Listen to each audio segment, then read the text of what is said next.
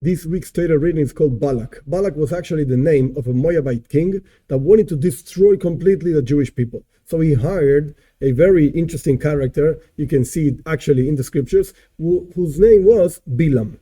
Bilam had the power of cursing people.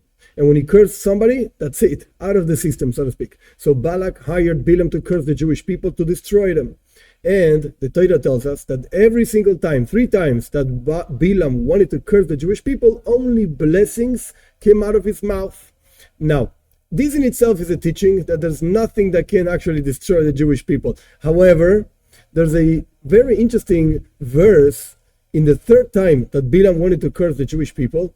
He says that the Jewish people, he saw them camping over there, a whole bunch of people, that are actually 600,000 men between 20 and 60 years, around 3 million people. He saw their encampment, and he said they're crouched, they're lying down like a lion and a lioness. These are the words that he said.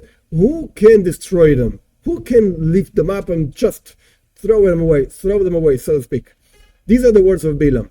Now, the simple meaning is, he saw them camping, and he said, look, there's nothing you can do, Balak.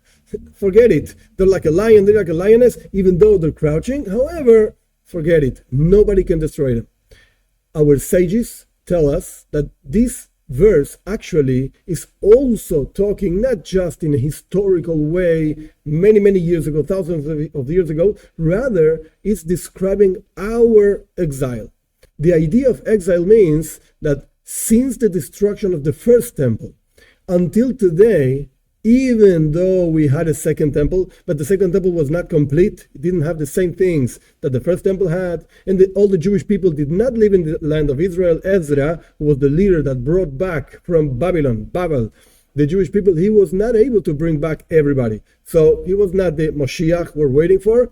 Therefore, even though we had a second temple, from the times of the destruction of the first temple, even before the destruction of the first temple, until today, we're exiled. Exile means we don't see God. We don't see His presence. We don't understand Him, etc. This is what exile means.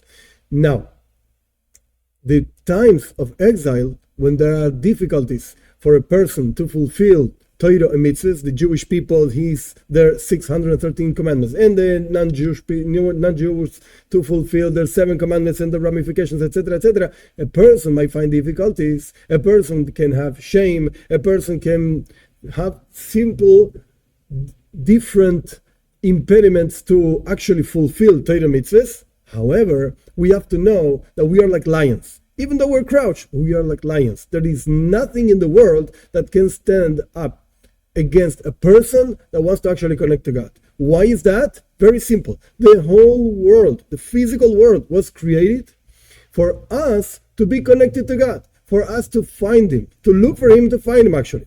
This is like a baby with a father. The father plays with the baby and he hides. Where is Tati? Where is Tati? And the baby says, oh, where is my father? He starts crying and the father just, wow, here's Tati. Everybody's happy.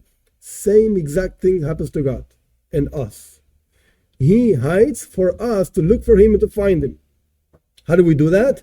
Through fulfilling the commandments that God gave us for Jews and for non-Jews, etc.